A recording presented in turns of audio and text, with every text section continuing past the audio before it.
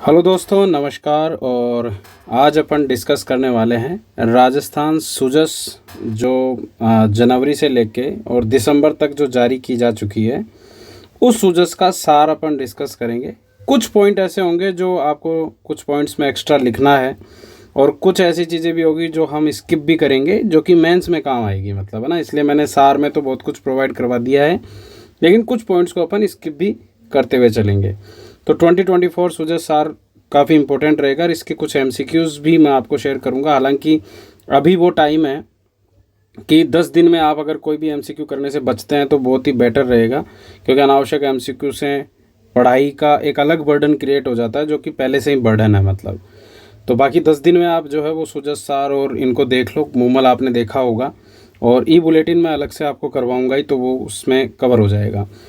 तो चलिए शुरू करते हैं। सबसे पहले हम सुजस की बात करते हुए बोधी आरएएस जो एप्लीकेशन है उसके बारे में थोड़ा सा आपको बता दूं कि यहाँ पर मेंस के कोर्सेज जो है वो 5 फरवरी जो है वहाँ तब से शुरू हो जाएंगे। अपने मेंस की क्लासेस कंटिन्यू रहेगी। आपको कोई भी क्यूरी हो तो 2 तारीख के बाद में आप इन नंबरों पर कॉल करके और पूछ सकते हैं मेंस की क्लासेस के बारे में, इनके बारे में। बाकी लिंक दिया हुआ है, यहाँ आपको कोर्सेज़ वगैरह मिल जाएंगे।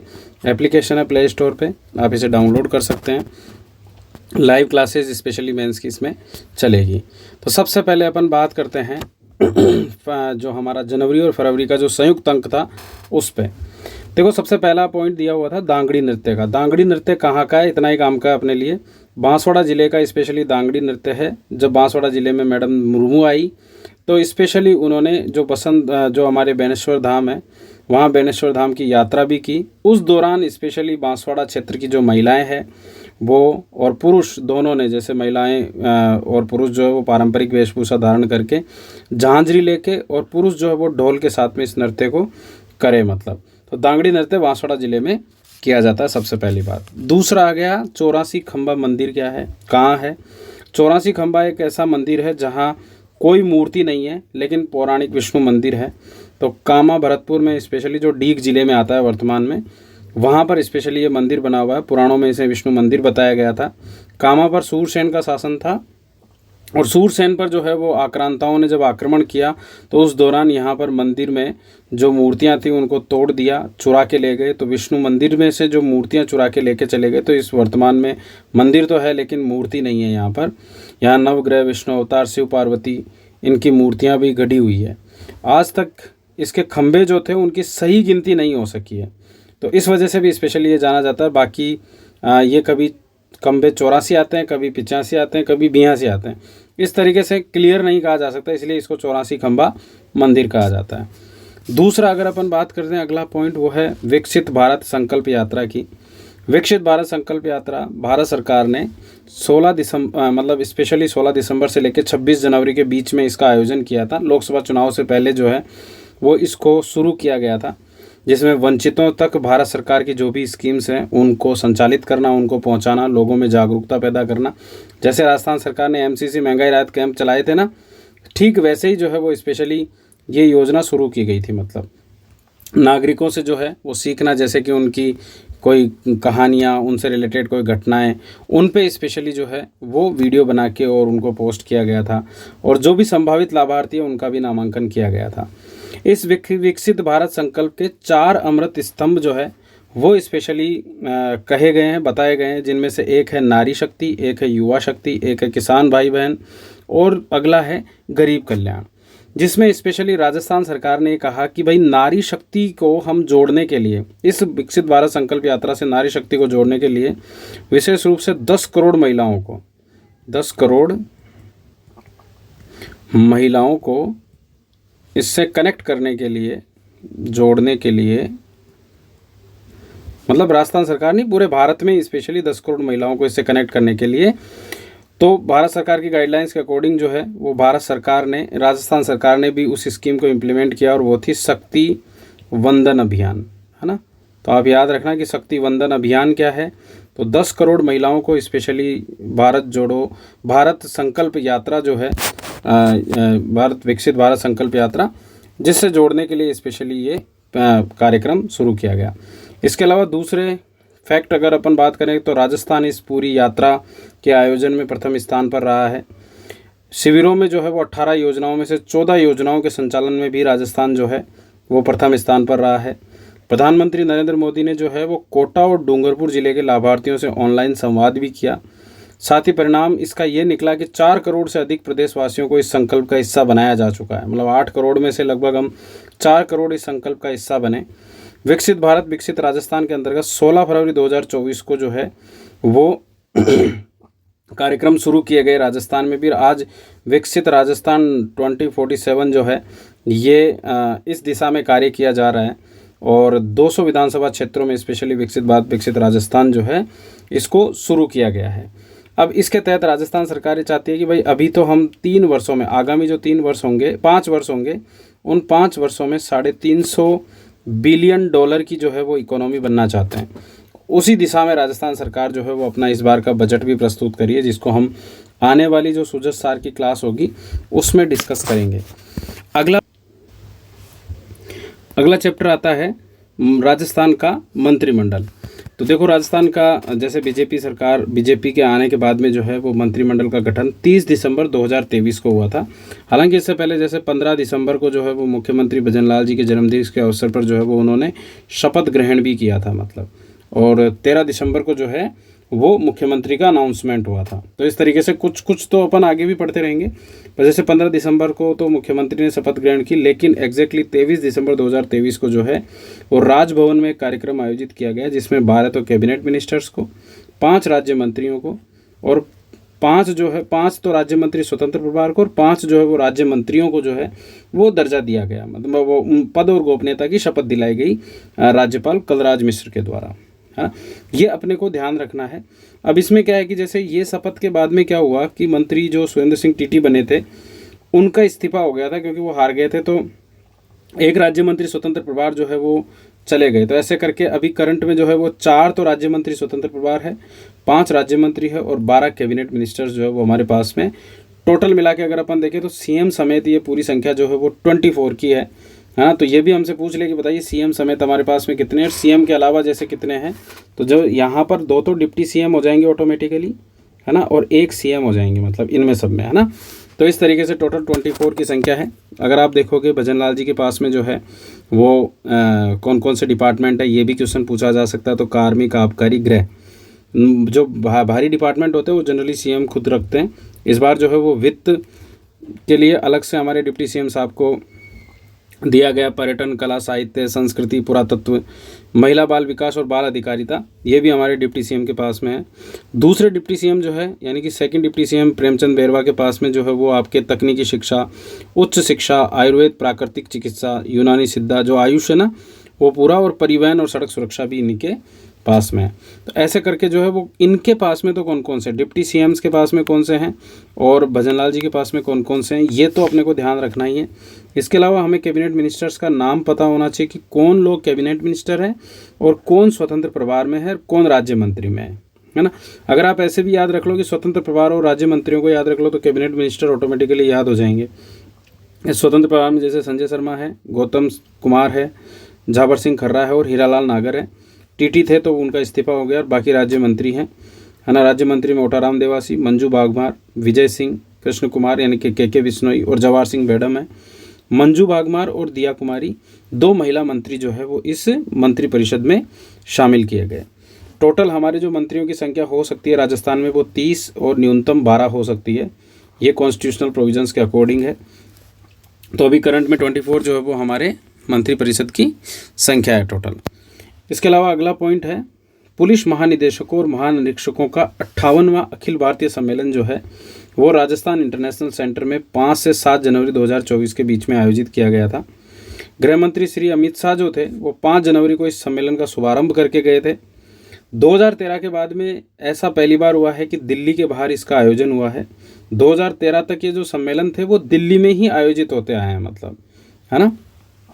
तो 2013 के बाद में जो है वो दिल्ली के बाहर इसका आयोजन होने लगा, पहली बार नहीं, दिल्ली के बाहर जो है वो इसका आयोजन होने लगा है। तो जैसे 2014 में जो इसका आयोजन हुआ वो गुवाहाटी में हुआ, 2015 में कच्छ के रण में हुआ, 16 में जो है वो हैदराबाद में हो गया, 17 में टेकनपुर मध्य प्रदेश में हो गया, 18 में केवड़िया गुजरात में हुआ, 19 में पुणे में हुआ, 21 में जो है वो लखनऊ में हुआ और फिर 2023 में जो है वो दिल्ली में आयोजित हुआ और अभी 2024 में जो है वो फिर ये अपने राजस्थान जयपुर में आयोजित हो चुका है।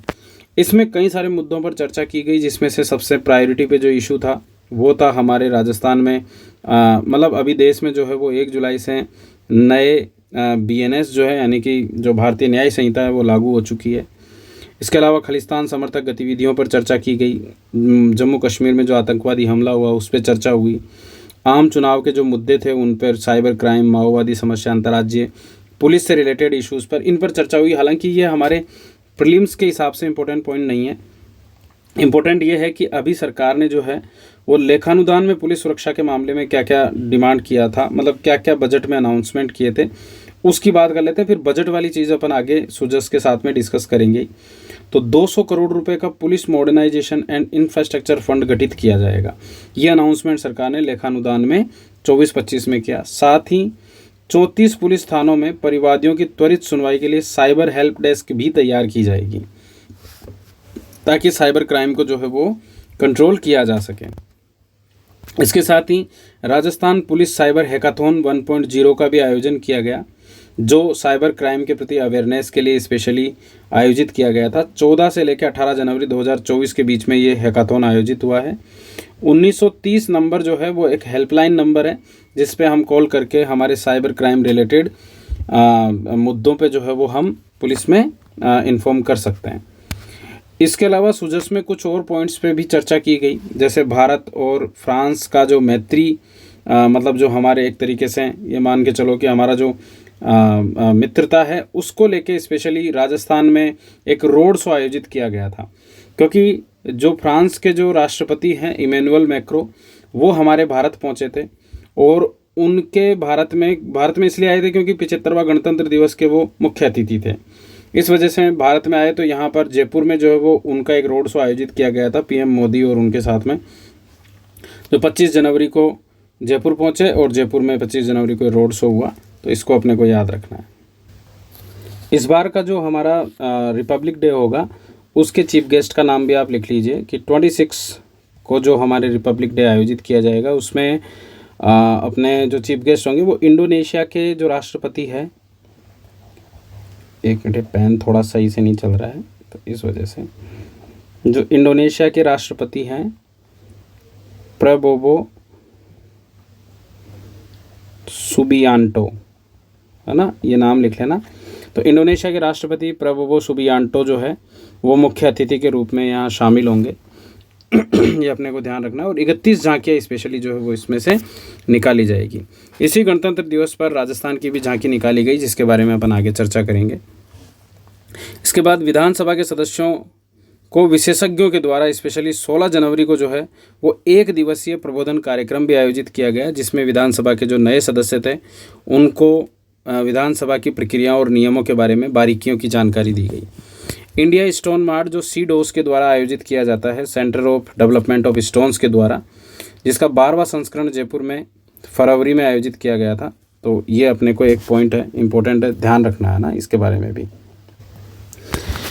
इसके अलावा राजस्थान सरकार की पहली मंत्रिपरिषद की बैठक भी आयोजित की गई। 18 जनवरी को जो है वो मुख्यमंत्री कार्यालय में मंत्रिपरिषद की पहली बैठक आयोजित हुई थी। इस नई वाली जो मंत्रिपरिषद बनी है इसमें जैसे वो उस टाइम पे आपने सुना होगा कि RS एग्ज़ाम को पोस्टपोन करने का डिसीजन भी लिया गया था, मतलब, है ना।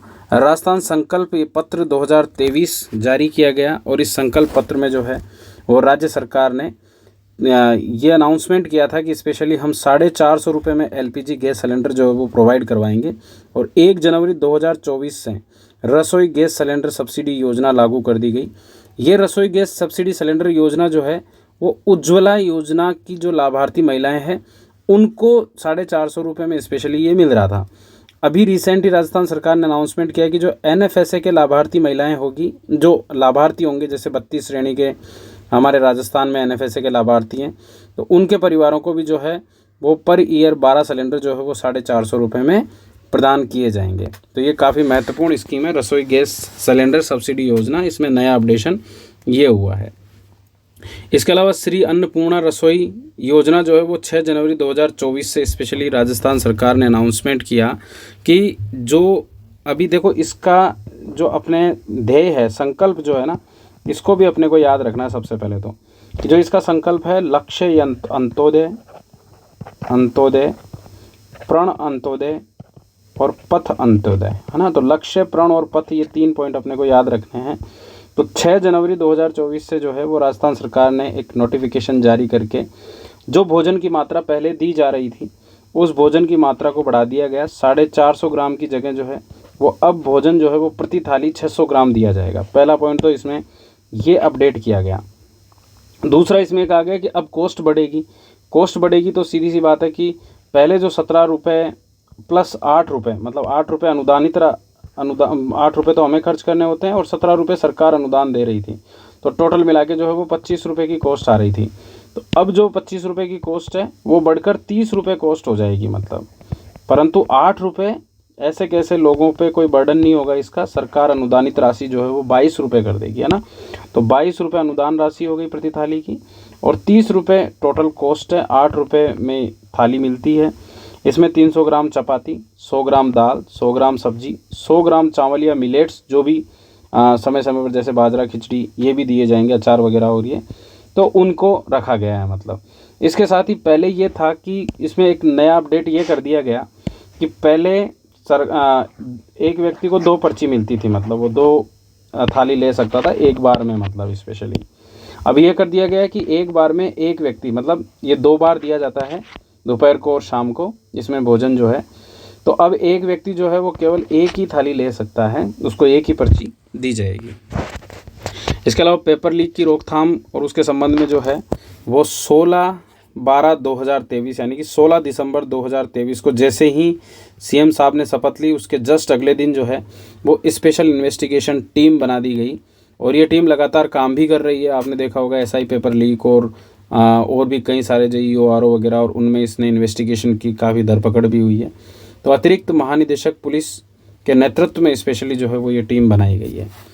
इसके अलावा जो कर्तव्य पथ है, यानी कि जो जहाँ पर गणतंत्र दिवस की परेड होती है उसकी बात करें तो जैसे अपन परेड की चर्चा कर रहे थे, इमैनुअल मैक्रो साहब आए थे, तो अब कई सारी झांकियाँ निकाली जाती है। इस बार 31 झांकियाँ निकाली जाएगी। उसमें राजस्थान की भी झांकी निकाली गई और इसमें राजस्थान की लोक संस्कृति को प्रदर्शित किया गया, जिसमें इस झांकी में स्पेशली भीलवाड़ा का फड़ चित्रण, कृष्ण भक्त मीराबाई की सुंदर सी प्रतिमा लगी हुई थी, साथ ही कालबेलिया नृत्य जो है वो प्रस्तुत किया गया, जैसे आप फोटो में देखोगे। इसके साथ ही झांकी जो है वो ऊंट पर सवार महिला पुरुष और कठपुतलियों के नृत्य भी जो है वो इसमें दिखाए गए। तो कर्तव्य पथ पर राजस्थान की लोक संस्कृति की झांकी जो है वो पिछली बार निकाली गई थी। इसके अलावा अगर अपन बात करें तो अंतर्राष्ट्रीय उष्ट्र महोत्सव 2024 जो है वो मनाया गया। इस बार जो है 2025 में भी अंतर्राष्ट्रीय उष्ट्र महोत्सव हो चुका है। जैसे 2024 में बीकानेर में जो आयोजन हुआ था वो 12 से 14 जनवरी हुआ था। इस बार आयोजन 11 से 12 जनवरी को हुआ है। तो ये दोनों पॉइंट आप ये ऐड कर लेना इसमें, है ना। 11 से 12 जनवरी को जो है वो बीकानेर में अंतर्राष्ट्रीय ऊँट महोत्सव मनाया गया, ठीक है। इसमें जो ये अंतर्राष्ट्रीय ऊँट महोत्सव था जिसमें specially icons of Bikaner theme पर यह महोत्सव मनाया गया था। इसके अलावा भी अपने राजस्थान में कई महोत्सव होते हैं, जैसे अक्टूबर में मारवाड़ महोत्सव का आयोजन किया गया था, ठीक है। इसके अलावा अगर आप देखोगे फरवरी में जो है वो मरु महोत्सव का आयोजन किया गया था। तो मारवाड़ महोत्सव जो है वो जोधपुर में आयोजित किया गया, मरु महोत्सव जो है वो जैसलमेर में आयोजित किया जाता है, ठीक है। और थार महोत्सव जो है वो बाड़मेर में आयोजित किया जाता है ना। इस तरीके से है। एक मीरा महोत्सव है जो अपने मेड़ता में भी आयोजित होता है और चित्तौड़ में भी आयोजित किया जाता है, ठीक है ना। बेटी बचाओ बेटी पढ़ाओ के बारे में थोड़ी सी जानकारी सुजस में दी गई थी। तो बस अपने को इतना याद रखना है कि 22 जनवरी 2015 को जो है वो पानीपत हरियाणा से बेटी बचाओ बेटी पढ़ाओ अभियान को जो है वो शुरू किया गया था, इसको काट देना। इसके अलावा राजस्थान में जो है वो रेलवे ओवरब्रिज एक राम सेतु नाम से, इसको इन्वर्टेड कोमा में बंद कर देना, राम सेतु नाम से एक रेलवे ओवरब्रिज जो है उसको इनॉग्रेट किया गया, जो केंद्रीय सड़क परिवहन और राजमार्ग मंत्री नितिन गडकरी के द्वारा स्पेशली शुरू किया गया था 21 जनवरी 2024 को। ये इसलिए क्योंकि 22 जनवरी को, है ना, 22 जनवरी को रामलला प्रतिष्ठा हुआ था। नई जो रामलला की प्रतिमा थी उसके प्रतिष्ठान हुआ उस दिन, स्पेशली उसी को लेकर अभी अपन अगले चैप्टर में यही डिस्कस करेंगे। तो 21 जनवरी को ये राम सेतु ब्रिज जो है ये रेलवे ओवर ब्रिज है जिसका इनॉग्रेशन लोकार्पण हुआ था। ये NH 112 पर है, जोधपुर बाड़मेर रेलवे सेक्शन पर स्पेशली ये बनाया गया था। फिर अगला चैप्टर है राष्ट्रीय अस्मिता के पुनरुत्थान की प्राण प्रतिष्ठा, भव्य और दिव्य मंदिर श्री राम जन्मभूमि मंदिर, है ना। तो इसके बारे में स्पेशली इस चैप्टर में कुछ दिया गया है, जैसे पोष शुक्ल कुर्म द्वादशी 22 जनवरी 2024 विक्रमी संवत 2080 को इसकी प्राण प्रतिष्ठा की गई थी मंदिर की। इस मंदिर में जो है वो न्यायालय के निर्देशों पर स्पेशली ये मंदिर बनाया गया था, जो श्री राम जन्मभूमि तीर्थ क्षेत्र नाम से एक ट्रस्ट गठित किया गया और उस ट्रस्ट ने इस मंदिर का निर्माण करवाया। मंदिर निर्माण में जो पूजन का कार्य जो किया गया था वो 5 अगस्त शुरुआत जो हुई थी, मतलब तो वो 5 अगस्त 2020 को मंदिर निर्माण कार्य शुरू कर दिया गया था पूजन करके। पीएम मोदी ने स्पेशली वो पूजन की और अभी जो है 22 जनवरी 2024 को जो है वो मंदिर में प्राण प्रतिष्ठा की गई।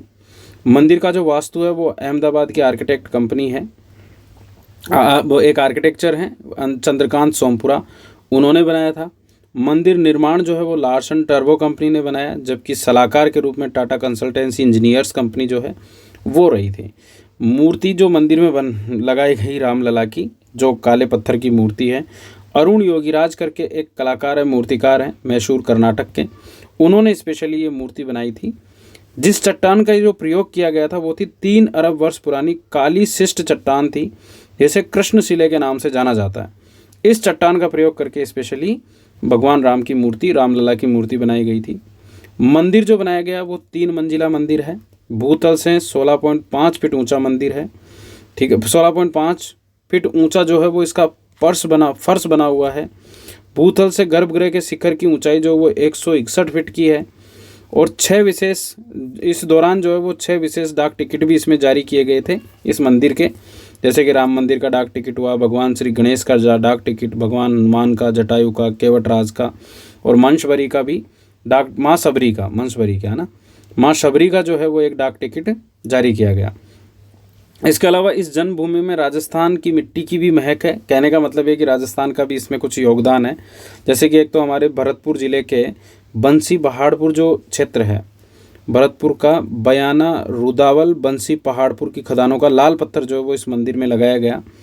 इसके अलावा जो बंसीपाल सेंट स्टोन के नाम से भी जाना जाता है। इसके अलावा अपने मंदिर जो है जैसे मोती डोंगरी है, गोविंद देव जी है, गलता घाट के बालाजी, कई सारे मंदिरों की जो है वो मिट्टी इसके नींव में प्रयोग की गई थी, मतलब ठीक है। तो ये कुछ चीज़ें हैं। इसके अलावा जैसे राम नाम लिखी ईंटें हैं इस पे अलग अलग जगहों पर, जो ईंटें भी अपने राजस्थान में तैयार की गई, राजस्थान के कलाकारों ने स्पेशली उनको उत्कीर्ण किया था। तो ये राम मंदिर से जुड़े हुए राजस्थान से हैं और राम मंदिर के कुछ फैक्ट्स हैं। इसके अलावा कुछ स्कीम्स के बारे में सुजस में दिया हुआ है, जैसे कि पीएम सूर्य घर मुफ्त बिजली योजना, जिसकी घोषणा प्रधानमंत्री ने 13 फरवरी 2024 को की थी। हालांकि जैसे राम मंदिर की प्राण प्रतिष्ठा करके आए थे उसी दिन 22 जनवरी को जो है वो सूर्योदय योजना की घोषणा की थी, लेकिन एग्जैक्टली वो घोषणा जो थी वो 13 फरवरी 2024 को सूर्य घर मुफ्त बिजली योजना के रूप में हुई। इसका उद्देश्य था कि हर महीने 300 यूनिट मुफ्त बिजली जो है वो उपलब्ध करानी है 1 करोड़ घरों पर, स्पेशली सोलर संयंत्र लगा के। मतलब जैसे कि हमारे घर पर सोलर संयंत्र लगाए जाएंगे और उसके माध्यम से हमें जो बिजली मिलेगी इससे बचत होगी एक तरीके से, और 300 यूनिट बिजली जो है वो हमें मुफ्त में मिल जाएगी। ये सरकार का प्लान है। इसके लिए सरकार ने बजट रखा है 75,000 करोड़ रुपए का। योजना के लाभ के लिए हम जो आवेदन करें तो वो है pmsuryaghar.gov.in पोर्टल है और एक मोबाइल एप्लीकेशन भी है जिस पे अपन आवेदन कर सकते हैं। सरकार इसमें जो अनुदान दे रही है वो 78,000 रुपये का अनुदान देगी लगभग, जिसमें 3 किलोवाट या उससे अधिक के संयंत्रों पर 78,000 का मिलता है। लगभग सरकार के टारगेट है कि जैसे 30,000 जो है वो अनुदान मिलेगा पर किलोवाट पर, मतलब ठीक है। तो स्पेशली 2 किलोवाट तक तो ये 30,000 तक के अनुदान दे दिए जाएंगे और बाकी 3 किलोवाट से ज़्यादा तो 78,000 अधिकतम अनुदान इसमें मिल जाएगा। मतलब राजस्थान सरकार ने जो लक्ष्य रखा है वो 5 लाख घरों पर सोलर रूफटॉप संयंत्र लगाने का लक्ष्य रखा है।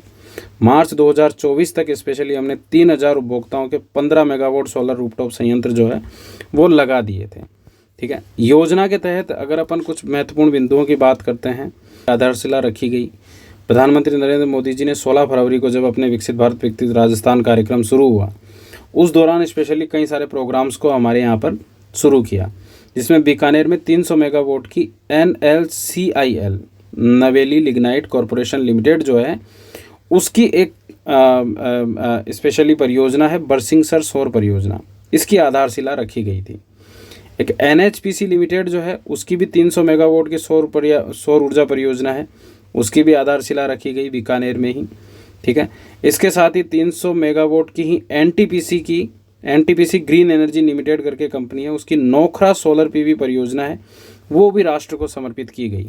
तो ये क्वेश्चन हमसे पूछे जा सकते हैं कि जैसे 300 मेगावाट का नवेली लिग्नाइट का बरसिंगसर सौर परियोजना जो है वो कब शुरू की गई, कब उसका स्पेशली जो वो आधारशिला रखी गई, या नोखरा सोलर PV परियोजना जो है वो कब हमारे राष्ट्र को समर्पित की गई। इस तरीके से कुछ क्वेश्चंस जो है वो पूछे जा सकते हैं। फिर अगला बात करें, मैं थोड़ा स्पीड से इसलिए चल रहा हूँ क्योंकि सूजस सार जो है वो थोड़ा सा बड़ा तो है, क्योंकि हम पूरे साल की सूजस पढ़ेंगे, तो इस वजह से। भारतमाला परियोजना के तहत राजस्थान से 2 महत्वपूर्ण परियोजनाएं गुजर रही है। एक दिल्ली बड़ोदरा राष्ट्रीय गलियारा है और एक अमृतसर जामनगर व्यावसायिक गलियारा है।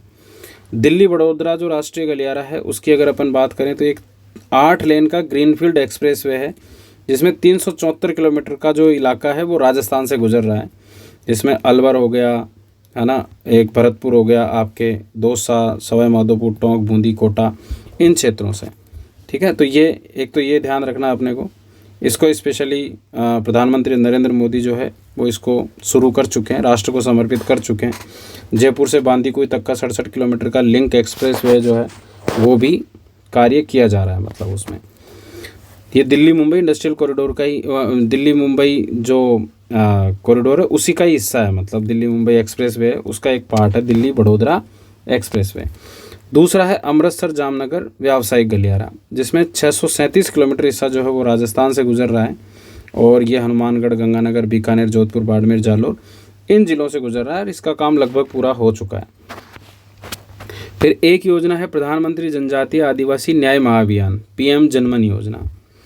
PM जनमन योजना का मेन उद्देश्य था जो हमारे कमज़ोर वर्ग हैं, कमज़ोर जनजातीय समुदाय है, जिसे हम PVTG बोलते हैं, यानी कि पर्टिकुलरली वल्नरेबल ट्राइबल ग्रुप्स, इन ग्रुप्स के लिए ही स्पेशली ये स्कीम चलाई गई है, जिसका राजस्थान में अगर अपन बात करें तो एक ही ग्रुप है, सहरिया।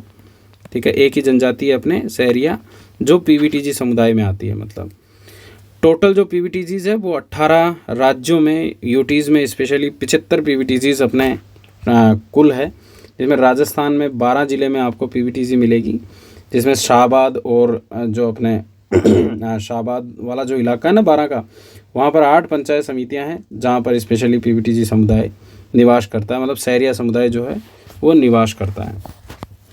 ठीक है, शाहबाद और एक जगह हो रहा है, मैं एग्जैक्टली अभी स्पीड में वो याद नहीं कर पा रहा ना। अगर हम लाभ की बात करें तो PVTG के जो परिवार हैं उनको 2.35 लाख रुपए का प्रावधान किया गया है, जिसमें 2 लाख तो मिलेंगे आवास निर्माण के लिए, 12,000 रुपये मिलेंगे शौचालय निर्माण के लिए, और 22,950 रुपये मिलेंगे मनरेगा में अकुशल मानव दिवस का जो पारिश्रमिक होगा उसके रूप में। मतलब तो जैसे आप देखते होंगे कि प्रधानमंत्री आवास योजना ग्रामीण जो है उसमें 1,20,000 रुपये दिए जाते हैं, फिर प्लस जो है वो 12,000 रुपये शौचालय के लिए, और बाकी 90 दिवस का जो है वो मनरेगा का अकुशल मानव श्रम के रूप में जो पगार दी जाती है।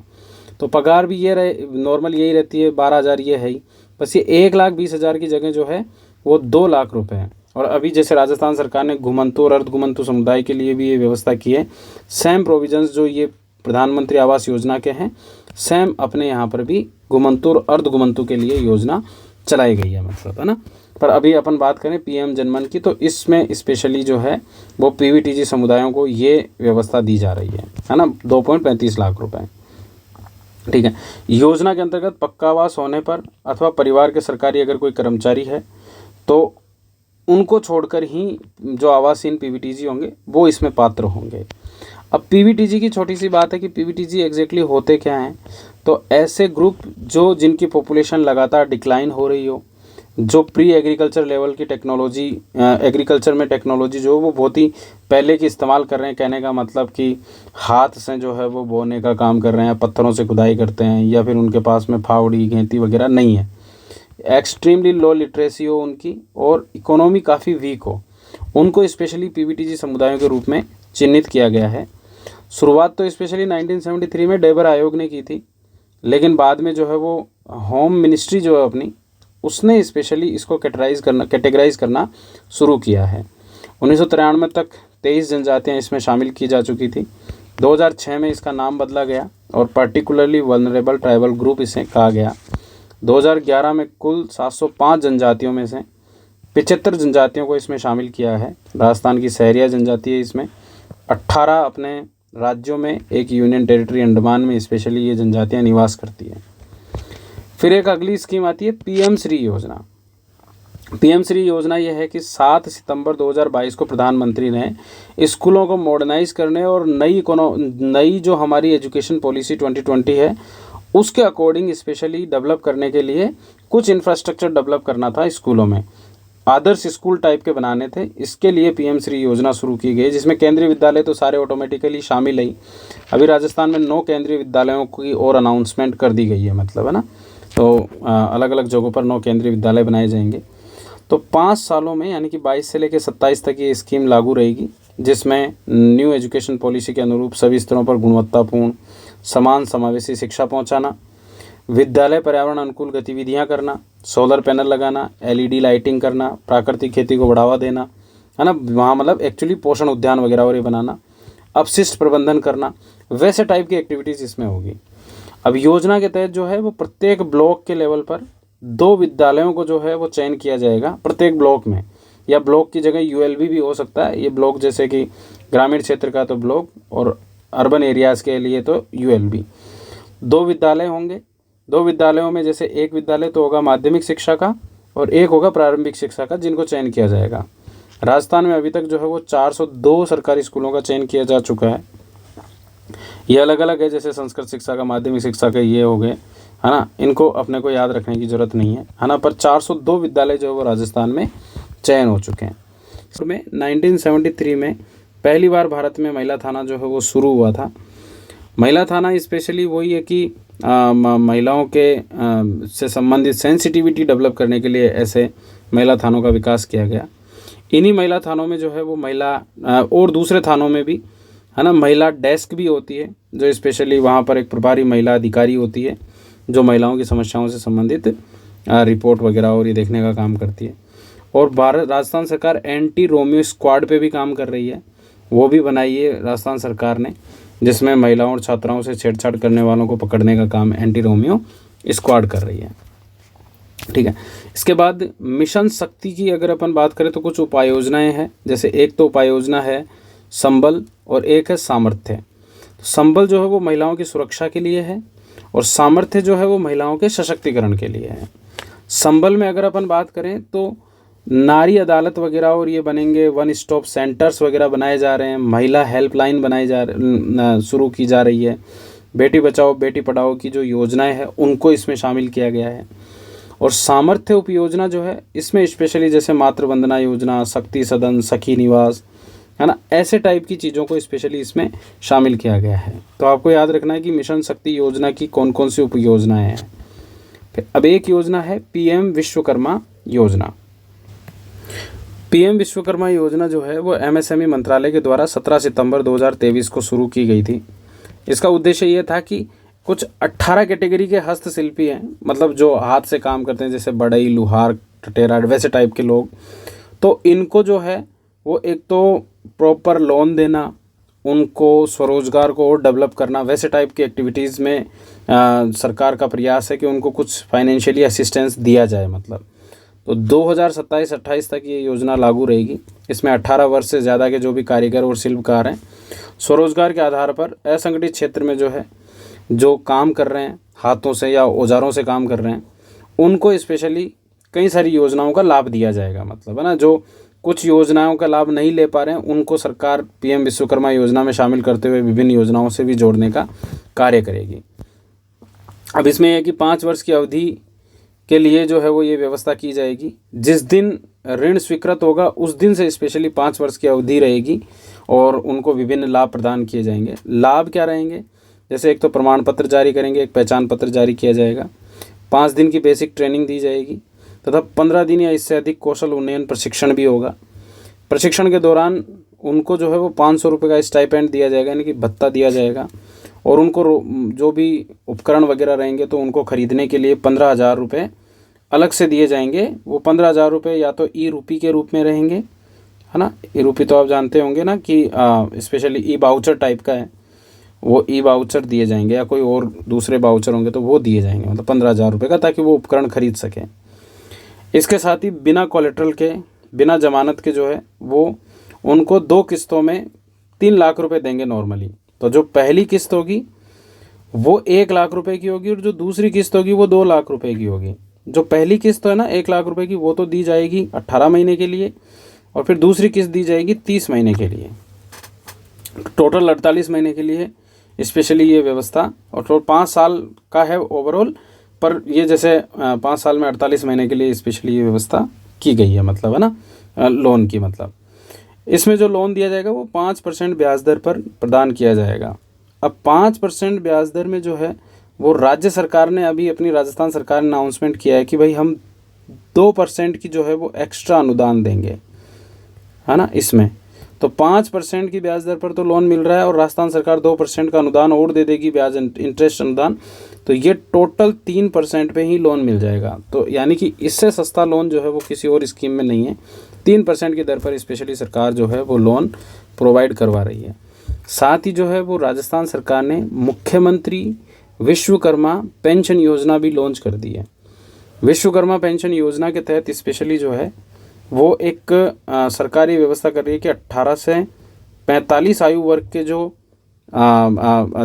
स्ट्रीट वेंडर्स और श्रमिक होंगे, ये कई बार देखो 60 साल के बाद में स्पेशली जो है वो कई सारी योजनाओं के तो ये लाभार्थी हो सकते हैं, जैसे कि वृद्धावस्था पेंशन योजना हो गई या कोई और योजना हो गई। लेकिन स्पेशली श्रमिकों को और राहत देने के लिए वृद्धावस्था पेंशन योजना और दूसरी पेंशन योजनाओं के अतिरिक्त, है ना, उनको एक्स्ट्रा और पेंशन दी जाएगी। अगर वो 60 से लेकर 100 रुपये प्रति माह का प्रीमियम देते हैं तो 60 वर्ष पूरी होने पर उनको 3,000 रुपये का जो है वो पेंशन प्रदान किया जाएगा। 2,000 गलती से टाइप हो गया, इसको ठीक कर लेना आप लोग, है ना। 3,000 रुपये का जो है वो उनको पेंशन 60 वर्ष पूरे होने पर प्रदान किया जाएगा, ठीक है ना। स्पेशली अनुदान जो प्रीमियम देने वाले जो लोगों की आयु होगी वो 18 से 45 साल की होनी चाहिए, ये ध्यान रखना है, ठीक है। और प्रति माह प्रति व्यक्ति जो है वो करीब 400 रुपये राज्य सरकार खुद वहन करेगी इसमें। फिर एक विश्वकर्मा कामगार कल्याण योजना भी सरकार ने शुरू की है, जिसमें एक फ़ंड बनाया गया है और उस फंड के माध्यम से जो है वो 500 रुपये आर्थिक सहायता के रूप में टूल किट खरीदने के 5,000 रुपये आर्थिक सहायता के रूप में टूल किट खरीदने के लिए सरकार प्रदान कर रही है, ठीक है। तो ये अपने को ध्यान रखना है। और बाकी 18 से 40 वर्ष की आयु के जो भी हस्तशिल्प है जिनकी वार्षिक आय 3 लाख रुपए से कम है तो वह इसके लिए ऑनलाइन आवेदन कर सकते हैं, है ना। और बाकी जो सरकार और दूसरी योजनाओं के जो बेनिफिट है वो तो प्रोवाइड करवाई रही है। साथ ही जो है वो अभी रिसेंटली जोधपुर में 2024 में जो है वो एक समिट आयोजित किया गया था, हस्तशिल्प उत्सव, पश्चिमी राजस्थान उद्योग हस्तशिल्प उत्सव। तो पश्चिमी राजस्थान उद्योग हस्तशिल्प उत्सव में जो है वो मतलब इनसे रिलेटेड जो है वो लघु उद्यमियों से, हस्तशिल्पियों से, इनसे रिलेटेड कुछ और सरकार ने बेनिफिट्स को लॉन्च किया था। पर अपने काम की चीज़ ये है कि भाई पश्चिमी राजस्थान उद्योग हस्तशिल्प उत्सव 2024 का आयोजन जोधपुर में किया गया, ठीक है, ये याद रखना। अपन आगे बढ़ते हैं और अगला पॉइंट है हमारा सुजस मार्च से जून के बीच की जो है। अब इसमें देखो कुछ इंपॉर्टेंट जो कल्चर वाले पॉइंट दिए, जैसे मेवाड़ की गणगौर के बारे में दिया। तो वैसे तो हम कल्चर में बहुत कुछ पढ़ लेते हैं, लेकिन अगर आपको लगता है कि कोई ये फैक्ट जो है वो कल्चर का एक्स्ट्रा लग रहा है तो आप उसको मेंशन कर लेना वहीं पे, कि जैसे मेवाड़ में होलिका दहन और रंगोत्सव के बाद स्पेशली, यानी कि होली के बाद जो है वो गणगौर की पूजा शुरू होती है। वो सभी जगह ऐसे होता है। शीतला सप्तमी पर जो है वो पारंपरिक छोटी गणगौर और 2 दिवसीय मेला मेवाड़ में भरा जाता है। मतलब यहाँ उदयपुर शहर में मोती चौहट्टा क्षेत्र है, वहाँ पर शीतला सप्तमी पर छोटी गणगौर के मेले में महिलाएं गणगौर की प्रतिमाएं खरीदती हैं और फिर प्रत्येक वर्ष उदयपुर शहर की पिछोला झील जो है उसका बंसी घाट करके कोई जगह है, वहाँ से लेके गणगौर घाट तक साई ठाट बाट से जो है वो गणगौर की सवारी निकाली जाती है। तो अगर हो सका ये फैक्ट आपको नया लग रहा हो तो आप इसको मेंशन कर लेना। उसके बाद में अगला पॉइंट है पूंछरी का लोठा। देखो पूंछरी का लोठे के विकास के लिए सरकार जो है वो लगातार प्रयास कर रही है और काफ़ी कुछ जो है वो सरकार ने अनाउंसमेंट किए हैं। भरतपुर ज़िले में जब हम गोवर्धन जी की परिक्रमा लगाते हैं तो इसके पीछे का जो हिस्सा है वो भरतपुर में कुछ इलाका पड़ता है। मतलब तो कहा जाता है कि हनुमान जी जो है उन्हीं का ही अवतार है पूंछरी का लोठा। तो 21 किलोमीटर की जो परिक्रमा है उसमें स्पेशली भरतपुर का भी अब ये हो गया कि वो नए डीग जिले में आ गया है। तो डीग जिले में स्पेशली ये मंदिर पड़ता है, पूंचरी का लोठा। काफ़ी सारे प्राचीन मंदिर भी इस क्षेत्र में हैं और सरकार इसके डेवलपमेंट को लेके और इसकी परिक्रमा का, इनका क्षेत्र का विकास भी कर रही है। तो कहा जाता है कि सतयुग में शिव थे, त्रेता युग में हनुमान जी, द्वापर में मधुमंगल और बाद में कलयुग में जो है वो पूंचरी के लोठे के नाम से इसे जाना जाता है और साथ ही इन्हें गिरिराज जी महाराज के चरण भी माना जाता है। उसके बाद में अगर अपन बात करें 10वां अंतर्राष्ट्रीय योग दिवस, देखो योग दिवस जो है वो 21 जून को मनाया जाता है और 21 जून इसलिए तय किया गया क्योंकि सूर्य इस दिन जो है वो कर्क रेखा पर होता है और नॉर्थ इंडिया में जो है वो सबसे लंबा दिन होता है। इस वजह से स्पेशली इसको जो है वो योग दिवस के रूप में सेलिब्रेट किया जा रहा है। मतलब अब इसके पीछे जो हिस्ट्री रही है, जैसे इस बार की जो थीम थी वो योग फॉर सेल्फ एंड सोसाइटी, स्वयं और समाज के लिए योग इसकी थीम रखी गई थी। अब इसमें अपन देखें तो इसकी हिस्ट्री ये रही है, योग दिवस की बात कर रहा हूँ मैं, ऐसे योग की हिस्ट्री नहीं। योग दिवस में ये था कि 27 सितंबर 2014 की बात है, संयुक्त राष्ट्र महासभा का 69वां सत्र था। प्रधानमंत्री जी जो है वो उसको संबोधित कर रहे थे और विश्व से आह्वान किया कि हमें योग दिवस जो है वो सेलिब्रेट करना चाहिए। 11 दिसंबर 2014 को संयुक्त राष्ट्र महासभा के 177 सदस्य देशों ने इसकी सहमति दी और 21 जून को स्पेशली अंतर्राष्ट्रीय योग दिवस के रूप में सेलिब्रेट करने का संकल्प पारित कर दिया। रीज़न यही था कि उत्तरी गोलार्ध में सूर्य होता है 21 जून को, सबसे बड़ा दिन होने के कारण योग दिवस की महत्ता बढ़ जाती है। अब जो प्रथम अंतर्राष्ट्रीय योग दिवस था वो 21 जून 2015 को मनाया गया था और उसके बाद में जो है वो इससे related Guinness book of world record भी बने। जैसे पहला जो है वो इसी दिन Guinness book of world record जो है 35,985 प्रतिभागी जो है वो एक साथ योग करे थे और 84 देशों के नागरिक जो है वो उसमें शामिल हुए थे। इस वजह से फिर कुछ योग का संक्षिप्त इतिहास है। अब देखो ये प्रीलिम्स के पॉइंट ऑफ व्यू से इतना इंपॉर्टेंट नहीं है, लेकिन मेंस के पॉइंट ऑफ व्यू से काफ़ी महत्वपूर्ण है और मेंस के टाइम पे हम इसको जो है वो आपको PDF मिली गई है तो आप रीडिंग करोगे तो मेंस के नोट्स के साथ में स्पेशली आप उसमें कुछ अपडेट कर लेंगे। बाकी मैं जो प्रीलिम्स में मान लो पूछा जा सकता है तो उसकी मैं थोड़ी सी बात कर लेता हूँ कि एक्चुअली योग की शुरुआत जो है वो भगवान शिव ने की थी, इसीलिए इन्हें आदि योगी के नाम से भी जाना जाता है।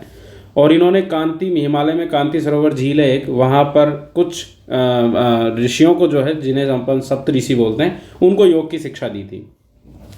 फिर इंडस वैली सिविलाइजेशन में भी अपने को योग के प्रमाण मिलते हैं और यहाँ पर एक पाशुपत शिव की प्रतिमा अपने को एक मोहर मिलती है जिस पर भगवान शिव जो है वो योग मुद्रा में, या एक 2 सींग वाला व्यक्ति जो है वो योग मुद्रा में बैठा हुआ है, इस तरीके की वो मुद्रा मिलती है। तो सिंधु घाटी सभ्यता से भी हमें इसके बारे में जानकारी प्राप्त हो जाती है। वेदों और उपनिषदों में भी स्पेशली जो है वो योग के बारे में जानकारी प्राप्त होती है और योगिक क्रियाओं में दक्ष जो ऋषि हुआ करते थे उनकी भी चीज़ें अपने को प्राप्त होती है, योग के मंत्रोच्चार वगैरह और वो सब चीज़ें मिलती है। फिर महर्षि पतंजलि ने एक पतंजलि योग सूत्र नामक ग्रंथ लिखा था। उस ग्रंथ में काफ़ी कुछ योग के बारे में समझाया, अष्टांग योग की क्रियाओं के बारे में इन्होंने इसमें वर्णित किया था। लेकिन उस योग के समझाते हुए स्पेशली उन्होंने जो है वो चित्त और उसकी वृत्तियों के बारे में समझाया। तो योग के बारे में उन्होंने यही कहा कि चित्त की जो वृत्तियाँ होती हैं, हमारे जो मन की जो बीमारियाँ होती है या खराबियाँ जो होती है, उनका निरोध यानी कि उनको रोकना ही योग कहलाता है। चित्त की 5 प्रकार की वृत्तियाँ होती है, प्रमाण, विपर्य, विकल्प, निद्रा, स्मृति और ये, इनको स्पेशली रोकना है। चित्त की 5 अवस्थाएं होती है, क्षिप्त होती है, विक्षिप्त होती है, मूढ़, एकाग्र और निरुद्धावस्था। एकाग्र अवस्था से लेकर निरुद्धावस्था तक की प्रक्रिया जो होती है वो ही स्पेशली योग की होती है। तो एकाग्र अवस्था में योग प्रारंभ होता है, निरुद्धावस्था में जो है वो योग पूर्ण अपने चरम सीमा पर होता है। ठीक है, इन पूरी क्रियाओं में जो है वो पतंजलि ने अष्टांग योग के बारे में कहा और वो अष्टांग योग है यम, नियम, आसन, प्राणायाम, प्रत्याहार, धारणा, ध्यान और समाधि। ठीक है, बस इनको अपने को याद रखना है कि अष्टांग योग में क्या क्या चीज़ें शामिल है। फिर भगवान श्री कृष्ण जो है वो ज्ञान योग और कर्म योग के बारे में संदेश दिए गीता में, क्योंकि आपको पता है कि कर्म के बारे में स्पेशली उन्होंने सारी चीज़ें समझाई थी गीता में, वो कर्म विज्ञान ही है गीता। उसके बाद में गुरु गोरखनाथ ने भी हठ योग के बारे में काफ़ी कुछ विस्तार पूर्वक जानकारी दी। स्वामी विवेकानंद ने भी भक्ति योग और इनके बारे में, अरविंद ने भी संपूर्ण योग के बारे में कहा, इंटीग्रल योगा के बारे में स्पेशली समझाया। फिर बौद्ध दर्शन में भी योगा का काफ़ी कुछ इम्पोर्टेंस रखा गया है, जिसमें ध्यान बौद्ध साधना का हृदय कहा जाता है। मतलब ध्यान करना यानी कि योग करना बौद्ध साधना का एक महत्वपूर्ण कार्य है। इसमें इन्होंने शील की विशुद्धि और चित्त की विशुद्धि के बारे में बल दिया। इसमें विपश्यना करके एक पद्धति को अपनाया गया जो बौद्ध दर्शन की एक महत्वपूर्ण पद्धति है, जिसमें एक कठोर साधना करनी होती है। एक तरीके से हर चीज़ को ख़त्म करने के लिए, दुखों को ख़त्म करने के लिए हमें जो है वो मौन धारण करना होता है, और मौन धारण करके और सामान्यतः जो है वो काफ़ी कुछ ऐसी चीज़ों का मनन करना होता है जो हमारे चित्त की शुद्धि के लिए ज़रूरी है। तो ये विपश्यना पद्धति है जो बौद्ध दर्शन की महत्वपूर्ण पद्धति है। जैन दर्शन में भी योग के बारे में कहा, और कई सारे विद्वानों ने जो है वो योग के बारे में लिखा। जैन योग के आदि प्रणेता जो थे वो प्रथम तीर्थंकर भगवान ऋषभदेव हुआ करते थे। 4 योग के बारे में जैन योग में लिखा गया है, जैसे एक तो ध्यान योग, एक शास्त्रीय ज्ञान योग या मंत्र योग, एक है तंत्र मंत्र और हठ योग, और एक है प्रेक्षा ध्यान योग। इन 4 योगों के बारे में स्पेशली लिखा गया है। अब देखो, मैं ये आपको बता रहा हूँ तो आपको ये बेसिक पॉइंट्स ही ध्यान रखने, ज़्यादा डिटेल जाने की जरूरत नहीं है। ये डिटेल मैंने मेंस के हिसाब से प्रोवाइड करवाई है, ठीक है। आचार्य क्षमा श्रवण, ये प्रीलिम्स का फैक्ट हो सकता है, इन्होंने ध्यान शतक की रचना की। शुभचंद ने जो है वो ज्ञानारोहण की रचना की। आचार्य क्षेमेंद्र ने जो है वो योग शास्त्र की रचना की थी। जयाचार्य ने स्पेशली काफ़ी महत्वपूर्ण ध्यान का गहरा अभ्यास किया, और इन्होंने 2 महत्वपूर्ण कृतियाँ लिखी, एक तो बड़ो ध्यान और एक छोटो ध्यान, है ना, जयाचार्य के।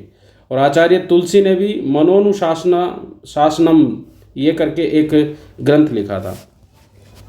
फिर एक आता है सहज योग। सहज योग का मतलब होता है जोड़ना, मतलब हमारे पास में 3 नाड़ियाँ होती हैं, और उन 3 नाड़ियों को जोड़ने का कार्य जो करता है, आपस में एक दूसरे से कनेक्ट करता है, वही स्पेशली सहज योग कहलाता है। अब अपने को इसमें ज़्यादा जाने की जरूरत नहीं है ना, ये बाद की चीज़ें हैं, मतलब, है ना।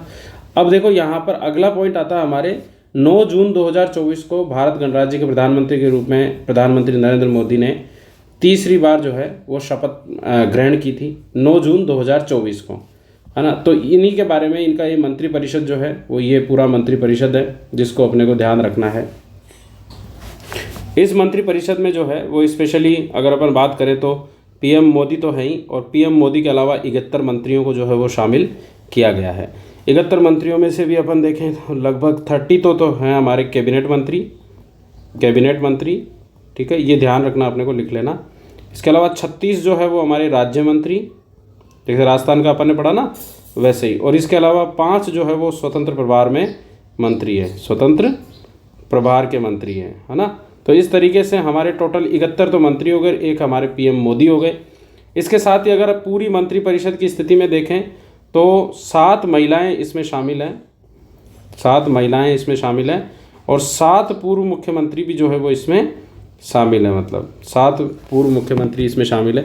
अगर आप महिलाओं में देखोगे तो कैबिनेट मिनिस्टर्स में जैसे निर्मला सीतारमण जो है वो इसमें है। इसके साथ ही आप देखोगे श्री अन्नपूर्णा देवी जो महिला और बाल विकास मंत्रालय इनको मिला हुआ है, और अभी कुछ समय पहले राजस्थान में भी अपने यहाँ कोटा बूंदी जो लोकसभा क्षेत्र है वहाँ पर एक सुपोषित माँ अभियान चलता है, तो उस सुपोषित माँ अभियान में उसका 3rd चरण दिया कुमारी और इन्होंने शुरू किया था। तो ये है। इसके अलावा राज्य मंत्रियों में देखोगे तो जैसे अर्जुन राम मेघवाल है, ये अपने राजस्थान से ही है। इसके अलावा अनुप्रिया पटेल है जो परिवार कल्याण और स्वास्थ्य मंत्री के रूप में है। दूसरी तरफ आप देखोगे एक शोभा कारांदलाजे करके है जो MSMEs मंत्रालय इनको मिला हुआ है। खड़से रक्षा निखिल है जो युवा और खेल मंत्रालय से जुड़ी हुई है। सावित्री ठाकुर है। इसके साथ ही अगर आप देखोगे एक नीमूबेन जयंती भाई बामणिया जो है ये भी है। तो इस तरीके से आप देखोगे तो हमारे मंत्रिमंडल में 7 महिलाएं शामिल हो गई, और 7 जो है वो पूर्व मुख्यमंत्री है, 30 कैबिनेट, 36 राज्य मंत्री और 5 स्वतंत्र प्रभार वाले हैं। पीएम मोदी की अगर अपन बात करें तो पीएम मोदी अपने पदक्रम में 20वें प्रधानमंत्री के रूप में इन्होंने शपथ ली है, जबकि ये 15वें व्यक्तिगत रूप से जो है वो प्रधानमंत्री है, ठीक है। और अभी आपने देखा होगा कि 17 जुलाई के आसपास की बात है शायद, है ना, 2001 में इन्होंने जो है वो CM पद की शपथ ली थी गुजरात में, और पूरे लोक सेवा के इनके 23 साल पूरे हो चुके हैं अभी करंट में, ठीक है। तो ये कुछ चीज़ें याद रखनी है अपने को। और तीसरी बार पद पर रहने वाले दूसरे प्रधानमंत्री रह चुके हैं। इनसे पहले पंडित जवाहरलाल नेहरू थे जिन्होंने 3 बार पद धारण किया था प्रधानमंत्री के रूप में।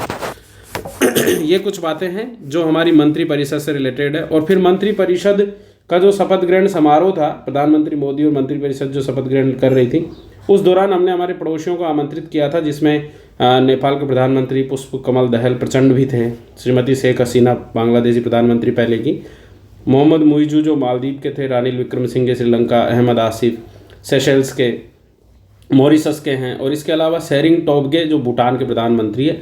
इन देशों के प्रधानमंत्रियों को और राष्ट्राध्यक्षों को जो है वो हमने शपथ ग्रहण समारोह में बुलाया था। अब अगर अपन राजस्थान से सांसदों की बात करें कि राजस्थान से कौन कौन सांसद रहे हैं, तो आप देख लो एक बार, 3 तो अपने राजस्थान से जो है वो महिला सांसद रही है। आप इसमें देखोगे 3 महिला सांसद, जैसे एक तो जयपुर से जो है वो मंजू शर्मा है।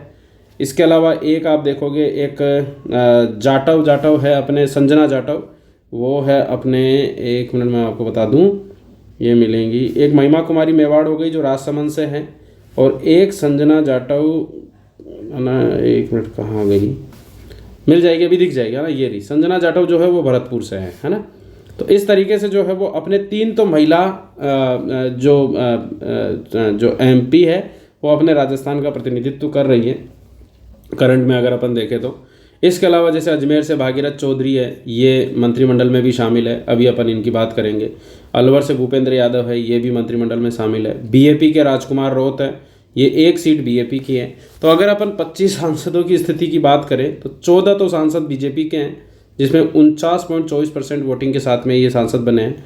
INC जो इंडियन नेशनल कांग्रेस है उसके 8 सांसद हैं। RLP के 1 सांसद है जो अपन जानते ही हैं, हमारे हनुमान बेनीवाल जो है।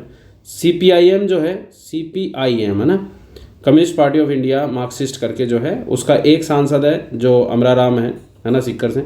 और BAP जो है उसके 1 राजकुमार रोत है। मतलब तो ये 3 तो ये हो गए, 8 INC के हो गए, 14 BJP के सांसद हो गए।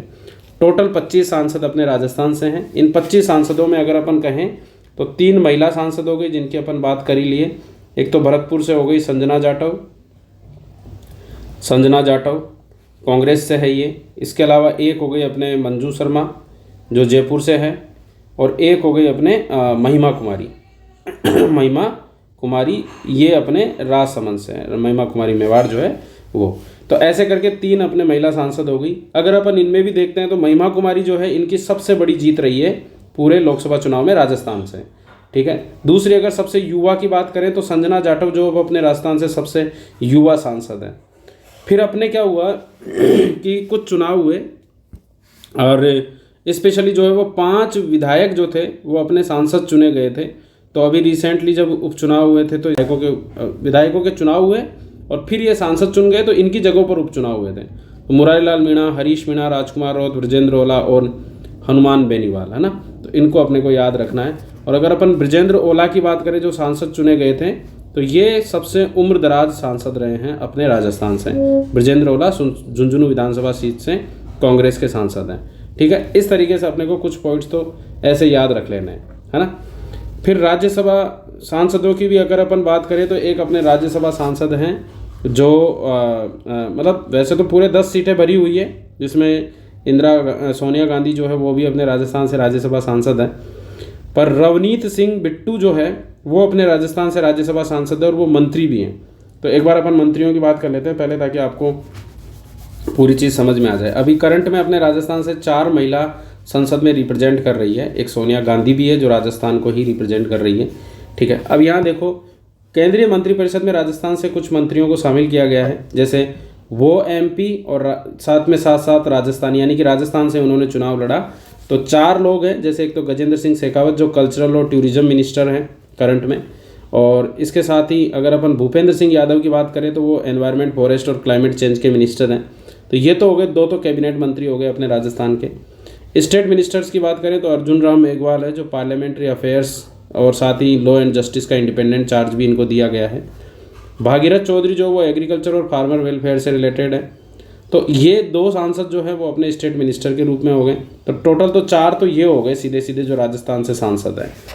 इसके अलावा एक सांसद जो राजस्थान से सांसद तो है लेकिन राजस्थान के नहीं है, वो है रवनीत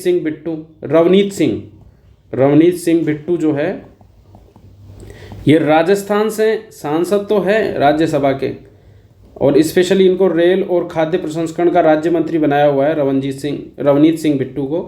तो एक तो ये स्थिति इनकी है और दूसरा ऐसे व्यक्ति जो राजस्थान से सांसद नहीं है लेकिन है राजस्थानी, क्योंकि ये राज्यसभा सांसद है उड़ीसा से, अश्विनी वैष्णव जो रेलवे और इंफॉर्मेशन ब्रॉडकास्टिंग और इलेक्ट्रॉनिक्स के मिनिस्टर हैं।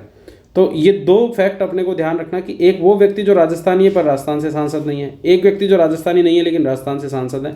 ऐसे अपने 2 मिनिस्टर्स ये भी बने हुए हैं। मतलब इस तरीके से अपने जो है वो राज्यसभा मतलब लोकसभा में और मतलब ये स्थिति क्लियर हो रही है। ठीक है ना।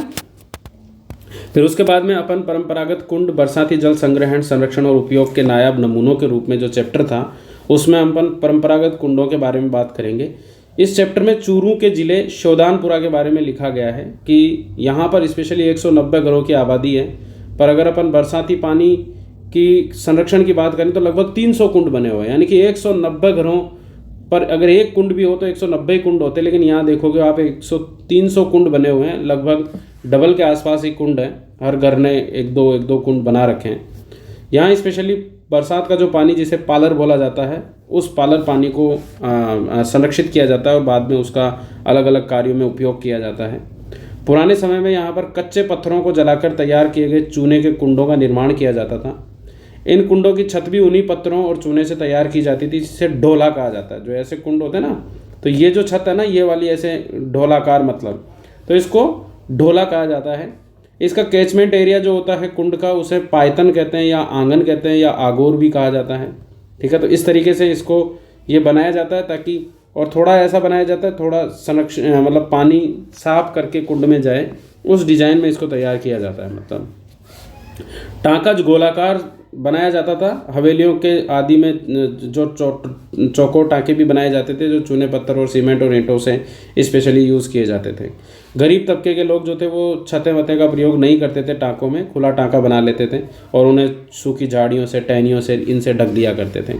बरसाती जो पालर पानी है वो भी काफ़ी महत्वपूर्ण होता है, जिसमें फ्लोराइड, क्लोराइड, नाइट्रेट जैसे तत्वों की जो है वो कमी होती है। जनरली वो बहुत ही कम होते हैं, और क्योंकि फ्लोराइड की वजह से तो हमारे दांत शरण वगैरह और कुबड़ और ये ऐसी स्थितियाँ क्रिएट होती है, तो इस वजह से बरसाती पानी का संरक्षण मेनली शोधानपुरा गांव में किया जाता है, ये है ना। इस तरीके से, हालांकि राजस्थान के सभी जगह होता है, पर चैप्टर शोधानपुरा का दिया हुआ है, इस वजह से अपन इसकी बात कर रहे हैं। अगला आता है मेहसूने, मतलब बारिश से रिलेटेड कुछ पॉइंट्स अपने सुजस में दिए हुए हैं, तो उनकी बात कर रहे हैं। अपने यहाँ पर बारिश के कई सारे नाम हैं। जो बारिश में पहली छांट गिरती है, पहली बूंदें गिरती है, उसको हरी के नाम से जाना जाता है। इसके बाद में जैसे मेघ, पुहूप, बिरखा, बरखा, घनसार, मेवलियो, बुल्लो, सिक्कर, है ना, फुहार, छींटो, छिड़को, छांटो, है ना, ऐसे कई सारे नाम हैं। यहाँ से तो अपने से कोई क्वेश्चन नहीं पूछेंगे, लेकिन अगर वो क्वेश्चन पूछते हैं तो महीनों में वर्षा के अलग अलग नाम क्या है, तो 12 महीनों के 12 नाम वर्षा के हैं। अगर कोई बारिश सावन में होती है तो उसे लोर कहते हैं, भादों में होती है तो झड़ी बोलते हैं, आसोज में होती है तो मोती बोलते हैं, कार्तिक में होती है तो कटकी बोलते हैं। तो आप इसको थोड़ा ऐसे याद रखना कि जैसे सावन और भादों में तो बारिश होती है तो लोर झड़ी है ना, ये तो हो गया अपने सावन भादों की, आसोज की मोती, कार्तिक की कटकी। मार्गशीर्ष में जो है वो फांसरडो बोलते हैं, पोष में पावट बोलते हैं, माघ में मावट बोलते हैं। तो पोष और माघ दोनों पास पास हैं, तो पावट और मावट स्पेशली ये 2 नाम दिए गए हैं। फाल्गुन में फटकार होती है, चैत्र में चटपटाहट, तो चे से चे, फै से फै, है ना, इस तरीके से। बैसाख में हड़ोतिया, जेठ में झपटो, और आषाढ़ में स्पेशली इसे सर्वांत कहा जाता है, मतलब, है ना। तो इस तरीके से इसके नाम दिए गए हैं। चैत्र में चटपटाहट, बैसाख में हड़ोतियो, जेठ में झपटो, और कहीं ना कहीं 2-4 बूंदाबूंदी हो ही जाती है ना, किसी न किसी महीने में। बूंदों के वेग के आधार पर भी कई सारे नाम दिए गए हैं। अब ऐसा नहीं है कि रट्टा मारना है, बस सुन लो, अगर वहाँ कुछ ऑप्शन में आ जाता है तो ठीक, नहीं तो कोई बात नहीं। वर्षा के वेग के आधार पर जो है वो इनको कई नामों से जानते हैं। जहाँ वेगों की, जो बूंदों की चाल और अवधि दोनों बढ़ जाती है तो उसे मेहा झड़ बोलते हैं। जब झड़ी लगातार बरसने लग जाए तो उसे झड़मंडल, बरखावड़ और हलूर कहते हैं।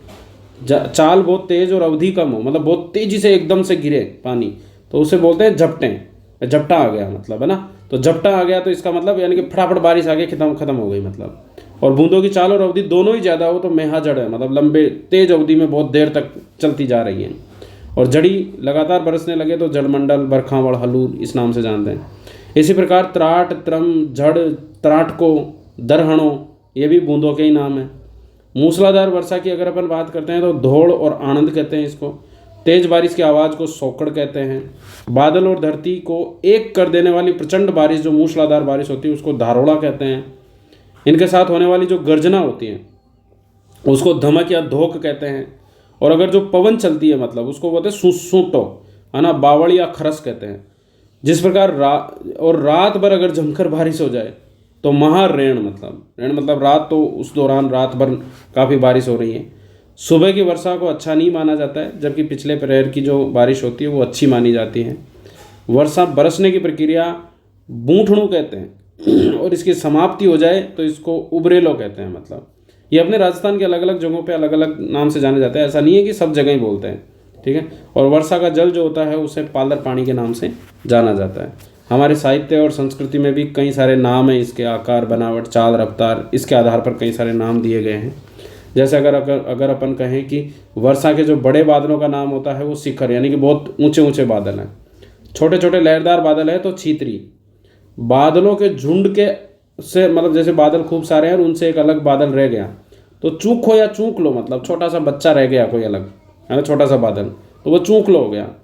मस्त पवन पर बरसने को तैयार दूर से आते बादल जो हैं वो कलायन कहलाते हैं, यानी कि काले सारे बादल होते हैं तो काली कलायन, उमटी, ये अपन गाना राजस्थानी है ना, तो वो कलायन वाला। काले बादलों की घटाटोप सेना के आगे जो ध्वजा की भांति एक सफ़ेद बादल चलता है उसको कोरण या कागोलड़ कहते हैं। सफ़ेद बादलों के ठीक पीछे जो वो उमड़ती घुमड़ती भूरी काली घटा होती है उसको कांठल बोलते हैं। इसके अलावा अगर अपन कहें बादलों की ऊंचाई नीचाई और स्थिति के आधार पर, तो पतले ऊंचे बादल होते हैं, कस या कसवाड़ कहलाते हैं। नैऋत्य, ये वाला इलाका इस तरफ, और नैऋत्य से ईशान, मतलब ये ईशान होता है ना, और ये होता है अपने इसको बोलते हैं आग्नेय, ये होता है नैऋत्य। तो नैऋत्य से ईशान की तरफ अगर अपन बात करें तो जो बादल जाते हैं उसको ऊब कहते हैं। मतलब गठाओं का जमावड़ा घटाटोप कहलाता है। जरा सी बरसती घटाएं सहाड़ कहलाती है, और पश्चिम की ओर पवन के वेग के साथ दौड़ती घटाएं जो होती है वो लोर कहलाती है, ठीक है। और जो बादल बरस चुके हैं वो रींछी के नाम से जाने जाते हैं। तो ऐसे देखो नाम तो बहुत सारे हैं, एक बार मैं वापस क्विकली रिव्यू कर लेते हैं अपन इनका। सावन में लोर कहलाती है, भादों में झड़ी, आसोज में मोती, कार्तिक में कटक, फांसरड़ो, पौष में पावट, माघ में मावट, फाल्गुन में फटकार, चैत्र में चड़पड़ाहट, बैसाख में हड़ौतियों, जेठ में झपटो और आषाढ़ में सरवंत। बूंदों के वेग के आधार पर देखें तो जब बूंदों की चाल अवधि दोनों बढ़ जाए तो मेहाझड़, जब झड़ी लगातार बरसने लगे तो झड़मंडल, बरखावल, हलूर, तेज चाल और अवधि कम हो तो झपटें। इसके अलावा और भी कई नाम उनको छोड़ दो। मूसलाधार वर्षा की जो बूंदें होती है झोल और आनंद, तेज बारिश की आवाज़ जो सोकड़, बहुत ही मूसलाधार बारिश जो पूरे आसमान धरती को एक कर दे धारोला, गर्जना के साथ में धमक या धोक। इसके अलावा प्रचंड पवन है तो वहाँ पर खरस, बावड़ और सूटो। महारैण जो रात भर चले, अच्छी नहीं मानी जाती वैसे सुबह की वर्षा को। और बाकी वर्षा बरसने की प्रक्रिया बठूणु और ख़त्म हो जाए तो उबर लो। पानी को पालर, बड़े बादल, ऊंचे ऊंचे बादल शिखर, लहरदार छितरी, पीछे कोई रह जाए तो चूखो। मस्त पवन मतलब एक तरीके से हवा के साथ अच्छा खासे काले बादल हो तो कलायन, और जो ध्वजा की बात आगे सफ़ेद बादल चले पीछे काले बादल हो तो कोरण और कागोलड़। ऐसे ही उमड़ती घुमड़ती भूरी काली घटाएं काठल, ऊंचाई नीचाई के आधार पर कस कसावट, यहाँ से नैऋत्य से ईशान की ओर ऊब, घटाटोप जो कई सारी घटाएं हो, और जरा सी बरसती घटाएं सहाड़, लोर, है ना, और रीछी। ये ऐसे नाम स्पेशली अपने राजस्थान में इसके हैं। फिर अगला आता है अंगदान। देखो अंगदान ये होती है कि किसी व्यक्ति चाहे वो जीवित हो या मृत हो, उसके जो स्वस्थ ऊतक होते हैं या जो अंग होते हैं उनको ज़रूरतमंद व्यक्ति में लगा देना ही अंगदान कहलाता है। अब इसमें जैसे गुर्दे, यकृत, फेफड़े, आंत वांत और अग्नाशय, इन सबको प्रत्यारोपित किया जा सकता है। अपने राजस्थान में अंगदान को लेके जो है वो अंगदान का स्मारक, अंगदाता स्मारक भी बना हुआ है SMS हॉस्पिटल के सामने की ओर, ठीक है। कौन व्यक्ति अंगदान कर सकता है? 18 वर्ष से ऊपर का कोई भी व्यक्ति जो है जो अंगदान कर सकता है। मृत और जीवित दोनों प्रकार के लोग कर सकते हैं, ठीक है। कौन से अंग दान में दिए जा सकते हैं, ये सुजस का एक छोटा सा पॉइंट है जिसको आप देख सकते हो। जनरली हम हमारे पूरे अंगों का 98% गुर्दा दान में दे सकते हैं, 86% हृदय को दान किया जा सकता है, 68% जो है वो यकृत दान किया जा सकता है। तो ये जस्ट समझने के लिए है कि एक अंगदाता जो है वो 50 लोगों की जान बचा सकता है अलग अलग अपने अंगों को दान करके।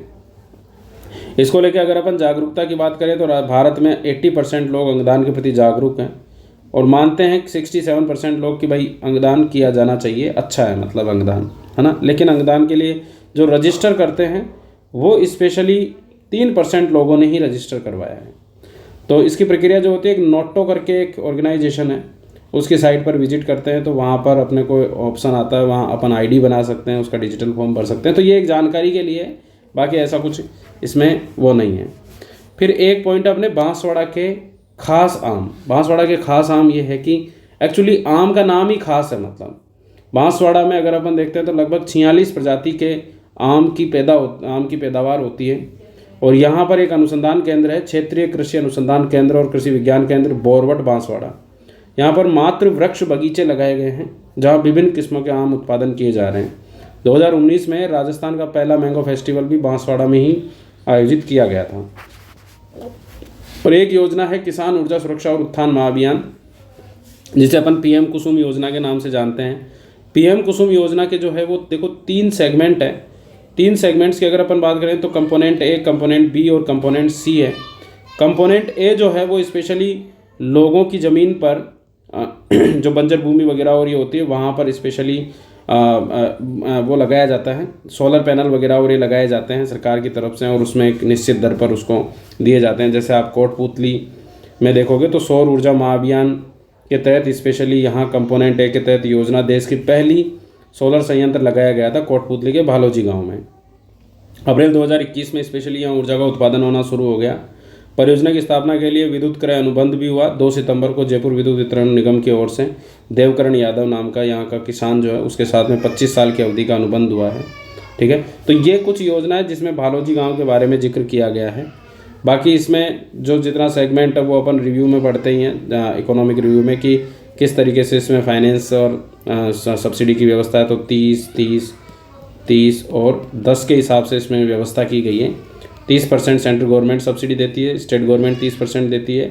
30% लोन प्राप्त हो जाता है सस्ती दरों पर, और 10% जो है वो खुद को किसान को खर्च करना होता है। कंपोनेंट बी में जो है वो स्पेशली जो पंप होता है, सोलर पंप, वो वितरित किए जाते हैं। और कंपोनेंट सी में जो है वो ऑफ ग्रिड पंप वगैरह और इस तरीके से पैनल वगैरह और लगाने का ये काम किया जा रहा है, मतलब लगातार। तो ऐसे ये योजना है, इसके बारे में बहुत ही छोटा सा लिखा हुआ था। 8 मार्च 2019 को स्पेशली ये योजना शुरू की गई थी, है ना।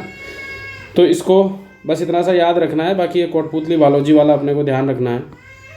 और इस तरीके से अपन ने जो है वो जो पिछले जून तक की सुजस थी उसके बारे में अपन ने डिस्कस कर लिया है। तो मैं एक बार क्विकली थोड़ा सा अपन बात कर लेते हैं इस पर। एग्जैक्टली अगर अपन बात करें तो देखो 5 फरवरी से जो है वो मेंस के कोर्सेज शुरू हो जाएंगे एप्लीकेशन पे, वो आपको बाद में कॉल करके पूछ लेना।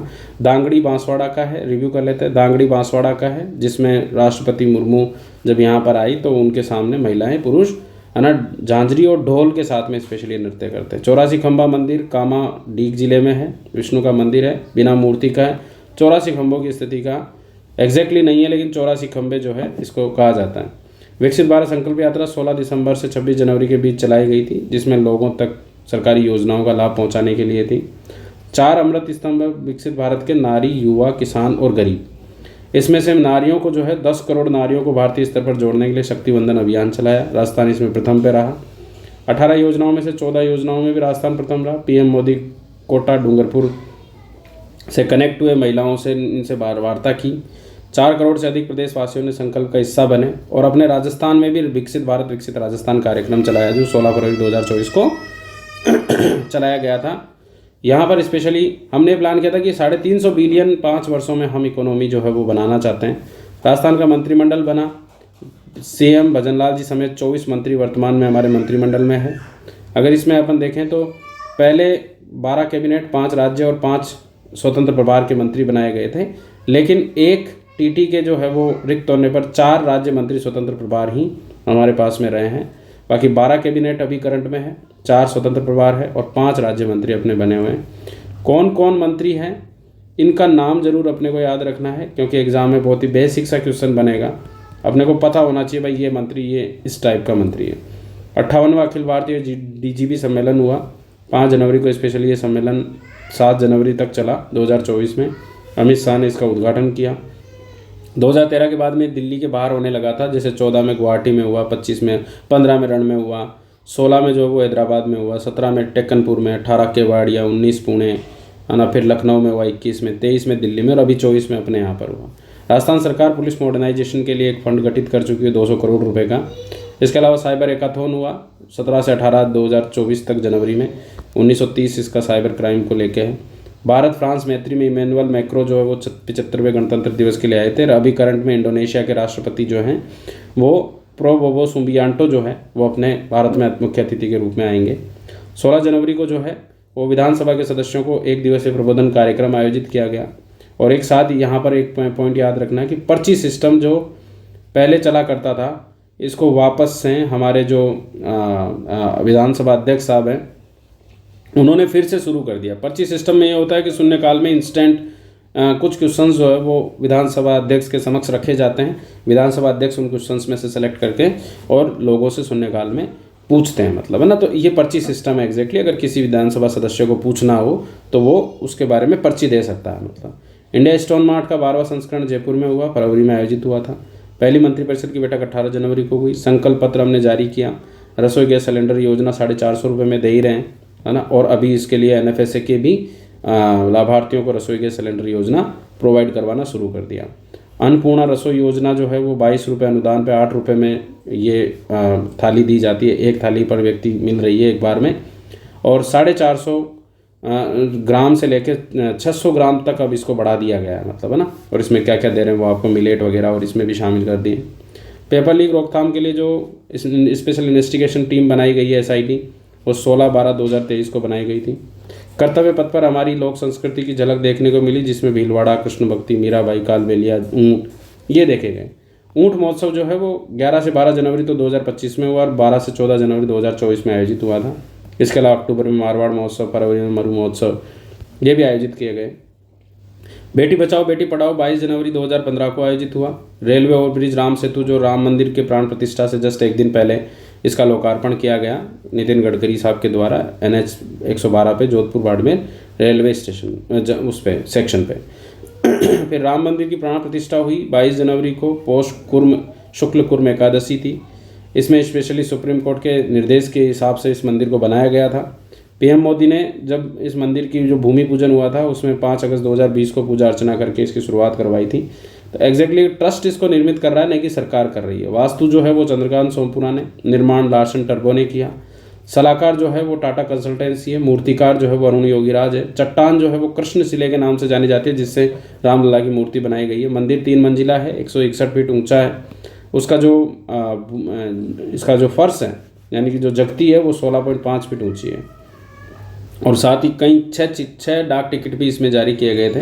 फिर इसके बाद में एक सूर्योदय योजना की घोषणा की गई थी, जिसे बाद में 13 फरवरी 2024 को सूर्यघर मुफ्त बिजली योजना के रूप में घोषित किया गया, जिसमें 300 यूनिट 1 करोड़ परिवारों को मुफ्त में प्रोवाइड करवाने का प्लान किया गया, जिसमें 75,000 करोड़ रुपये का जो है वो इसमें टारगेट रखा गया था। इसके तहत स्पेशली जो है वो 3 किलोवाट या उससे अधिक की इलेक्ट्रिसिटी मतलब अगर अपन सोलर पैनल लगाते हैं तो उसके लिए 78,000 का अनुदान है। और उससे कम के लिए अगर अपन बात करें तो 30,000 पर किलोवाट के हिसाब से, है ना, इसमें अनुदान दिए गए हैं। मतलब तो 30,000 और फिर उसके बाद में 78,000, है ना, फाइनल 3 किलोवाट के लिए। राज्य सरकार ने भी 5 लाख घरों पर स्पेशली जो है वो सोलर संयंत्र लगाने का प्लान किया है। और उसके बाद अगर अपन बात करें विकसित भारत विकसित संकल्प यात्रा में कुछ सौर परियोजनाओं की घोषणा की जो 16 फरवरी को हुई थी। और इसमें नवेली लिग्नाइट कॉरपोरेशन लिमिटेड जो उसकी 300 मेगावाट की बरसिंगसर सौर परियोजना, NHPC की जो है वो बीकानेर सौर परियोजना है, और NTPC की नोखरा सोलर PV परियोजना है। फिर 2 अपने राजस्थान से दिल्ली बड़ौदा राष्ट्रीय गलियारा और अमृतसर जामनगर व्यावसायिक गलियारा जो है वो अपने राजस्थान से गुजर रहे हैं। दिल्ली बड़ौदा का 374 किलोमीटर हिस्सा है और 637 किलोमीटर अपने इसका अमृतसर जामनगर का है। फिर PVTG यानी कि PM जनमन योजना जो प्रधानमंत्री जनजातीय आदिवासी न्याय महाअभियान करके योजना शुरू की गई। हालांकि कुछ और योजनाएं भी हैं जिनके बारे में अपन अलग डिस्कस करेंगे, है ना, आगे के क्लासेस में। विशेष रूप से कमज़ोर जनजातीय वर्गों के लिए ये योजना शुरू की गई थी, जो कमज़ोर जनजातियाँ यानी कि PVTG, है ना, पर्टिकुलरली वनरेबल ट्राइबल ग्रुप। 75 है, 18 तो स्टेट्स में और एक यूनियन टेरिटरी में स्पेशली अपने 75 जनजातियाँ हैं। राजस्थान में केवल सहरिया जनजाति है। 12 जिले की लगभग 8 ग्राम जो पंचायत समितियां हैं वहाँ पर ये निवास करती है। मेनली जो शाहबाद का इलाका है वहाँ पर ये जनजाति निवास करती है। इसके साथ ही यहाँ इस योजना के तहत जो है वो 2.35 लाख का प्रावधान जो है वो आवासहीन पीबीटीजी परिवारों के लिए किया गया है, जिसमें 2 लाख रुपए तो आवास के लिए, 12 शौचालय के लिए और 22,000 रुपये जो है वो 90 दिन के मानव श्रमिक के रूप में दिए जाते हैं। पीबीटीजी क्या होते हैं? होम अफेयर्स इसको डिक्लेयर करता है। लेबर आयोग ने पहली बार कहा था। 23 जनजातियों को इसमें पहली तो रखा था, 2006 में इसका नाम बदल के जो है वो इसको सुभेद्य जनजाति समूह कर दिया गया। फिर पीबीटीजी कौन कौन होते हैं, क्या होते हैं, उनके पीछे क्या वो है, वो उसकी बात हुई। फिर पीएम श्री योजना में राजस्थान के 402 स्कूलों का चयन किया जा चुका है। 7 सितंबर 2022 को इस योजना को शुरू किया था। महिला थाना पहली बार केरल के कोझिकोड में शुरू हुआ 1973 में। फिर महिला डेस्क एंटी रोमे स्क्वाड जो है वो राजस्थान सरकार ने बना रखी है। मिशन शक्ति उपयोजना में संबल और सामर्थ्य 2 योजनाएं हैं। पीएम विश्वकर्मा योजना है जो 17 सितंबर 2023 को शुरू हुई थी। इसके अलावा 18 श्रेणियों में स्पेशली जो है वो पीएम विश्वकर्मा योजना के लाभार्थियों को जो है वो लाभ दिया जाता है। 18 श्रेणी के जो हस्तशिल्पी होते हैं उनको 18 वर्ष से अधिक आयु होनी चाहिए। इनको स्पेशली जैसे 5 दिन की बेसिक ट्रेनिंग, 15 दिन का जो है वो कौशल उन्नयन प्रशिक्षण, उसमें 500 रुपये स्टाइपेंड, 15,000 रुपये जो है वो इनको उपकरण खरीदने के लिए वाउचर देते हैं। 5% की ब्याज दर पे इनको 1 लाख रुपये तो पहली किस्त में और 2 लाख रुपये 30 महीने के लिए बाद में दिया जाता है। और इसमें राज्य सरकार ने कहा कि भाई हम 2% का अनुदान एक्स्ट्रा दे देंगे। फिर विश्वकर्मा यानी कि इन्हीं हस्तशिल्पियों के स्ट्रीट वेंडर्स के लिए स्पेशली सरकार ने जो है वो एक पेंशन योजना भी शुरू की है, जिसमें 18 से 45 वर्ष के आयु के जो स्ट्रीट वेंडर्स हैं या श्रमिक हैं उनको इस योजना का लाभ दिया जाएगा, जिसमें 3,000 रुपये की पेंशन मिलेगी 60 साल के बाद में। अगर वो 60 से 100 रुपये मासिक प्रीमियम देते हैं तो सरकार उसमें 400 रुपये प्रीमियम खुद जमा कराएगी। फिर कामगार कल्याण योजना है जिसमें कोष बनाया गया है 5,000 रुपये जो वो आर्थिक सहायता श्रमिकों को प्रदान की जा रही है। फिर अभी अपन ने देखा ही लेटेस्ट मेवाड़ की गणगौर है ना, पिछोला झील के बंसी घाट से गणगौर घाट तक इसकी सवारी निकलती है हर साल। और पूंछड़ी का लोठा जो डीग जिले में है। 10वां अंतर्राष्ट्रीय योग दिवस जो 21 जून को मनाया गया, योगा फॉर सेल्फ और सोसाइटी। और कब पहली बार 2014 में तो इसका आह्वान किया, 177 देशों ने इसका समर्थन किया और 15 में पहली बार इसको मनाया गया। फिर इसकी हिस्ट्री अपन ने समझी, क्या क्या चीज़ें हैं, वो सब फालतू बातें हैं वो अपने मेंस की काम किए। फिर अपने प्रधानमंत्री मोदी जी ने 9 जून को नई मंत्रिपरिषद के साथ में शपथ ली। मोदी जी जो है वो पदक्रम में 20वें और ऐसे व्यक्तिगत रूप से 15वें प्रधानमंत्री हैं। टोटल 71 सदस्यों के साथ में शपथ ली गई है। 30 तो कैबिनेट मिनिस्टर हैं, 36 राज्य मंत्री और 5 स्वतंत्र प्रभार में, जिसमें 7 महिलाएं, 7 पूर्व मुख्यमंत्री हैं। महिलाओं के नाम हमने देखे। पड़ोसियों को बुलाया शपथ ग्रहण समारोह में। संसद में अपने राजस्थान की स्थिति देखें तो 25 सांसद बीजेपी से, 14 हैं आईएनसी से, 8 हैं, आरएलपी 1, सीपीआईएम 1 और बीएपी 1 हैं। इसके अलावा एमपीज़ की बात करें अगर, जो अपने राजस्थान से हैं और मिनिस्टर्स बने हुए हैं तो 4 हैं, जिसमें गजेंद्र सिंह, भूपेंद्र यादव, अर्जुन राम और भागीरथ चौधरी। ये 4 तो ये हो गए। इसके अलावा वे सांसद जो राजस्थान से है लेकिन राजस्थान के नहीं है, रवनीत सिंह बिट्टू है जो खाद्य प्रसंस्करण और रेलवे के राज्य मंत्री हैं। और केंद्रीय मंत्रिपरिषद में जो अपने राजस्थान से तो हैं लेकिन अपने राजस्थान से एमपी नहीं हैं, वो अश्विनी वैष्णव साहब हैं। वे अपने विधायक जो सांसद चुने गए हैं, क्योंकि पहले विधानसभा चुनाव हो गया था, मुरारी लाल, हरीश मीणा, राजकुमार राउत, ब्रजेंद्र ओला और हनुमान बेनीवाल। इसके अलावा अपने 3 महिलाओं की बात कर ली, मंजू सन्नवा, संजना जाटा और महिमा मेवाड़ है ना, महिमा कुमारी मेवाड़। तो ये राजसमंद से स्पेशली हमारे सांसद है, जिसमें सबसे अगर अपन बात करें सबसे बड़ी जीत के साथ में महिमा कुमारी मेवाड़ है और सबसे युवा सांसद के रूप में जो है वो अपने संजना जाटव राजस्थान से, और सबसे बुजुर्ग सांसद के रूप में ब्रजेंद्र ओला जो है वो राजस्थान से। फिर शौदानपुरा गांव के कुंडकीर इनकी बात की, आंगन, पायतान, महसुने में अपन ने वर्षा के अलग अलग नाम वगैरह और ये देखे। फिर अपन ने देखा कि अंगदान की क्या स्थिति है और किसको क्या लाभ हो सकता है। फिर बांसवाड़ा के आम और पीएम कुसुम योजना के बारे में अपन ने डिस्कस किया, ठीक है ना। तो नेक्स्ट जो क्लास होगी उसमें काफ़ी इंपॉर्टेंट क्लास होगी नेक्स्ट वाली, क्योंकि ये तो शुरुआती थी तो इस वजह से इसमें तो हमने जो चीज़ें डिस्कस की वो एग्जैक्टली थोड़ा मतलब ट्रेडिशनल भी है, थोड़ा सा जो है वो उसमें करंट ज़्यादा नहीं है। लेकिन नेक्स्ट में क्या है कि टोटल बजट रहेगा मतलब, और बजट होगा तो सीधी सी बात है कि बजट से रिलेटेड सारे प्रोविजंस और उनका इम्प्लीमेंटेशन और ये सारा सब कुछ जो है वो हम डिस्कस करेंगे कि कब कौन सी योजना जो है वो इम्प्लीमेंट हुई है ना, उस योजना में क्या क्या प्रोविज़न है, एक्स्ट्रा क्या अपडेशन है, वो सब चीज़ें रहेगी। तो उस क्लास को ज़रूर देखें। धन्यवाद।